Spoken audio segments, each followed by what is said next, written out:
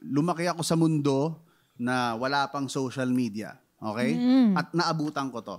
Okay? So, nung panahon na wala pang social media, yung ibang tao na sinasabi natin are your friends, your parents, and yung opinion na yun matters. Of course. Yun, it matters. Pero ngayon kasi sobrang lumawak na yung opinion ng lahat. So, kailangan piliin mo kung sino yung opinion na pakikinggan mo. Sasalain mo. Kailangan mong salain. Kasi lahat ng tao may opinion. Di ba? Lahat ng tao. Ang dami niyan. Lahat. Madami yan. Dahil lahat pwede mag-type ng opinion nila. Di ba? Oo. Meron akong nabasa nung isang araw. Ano? Meron akong mga Pinoy. Siyempre, I'm sure, alam na naman ng mga tao, nakikita ko yung mga anak ko, di ba? Yeah. Ayan, yan yung sinasabi namin. Dapat Diba? nakikita kayo ng mga anak mo. Pakialam ko sa'yo.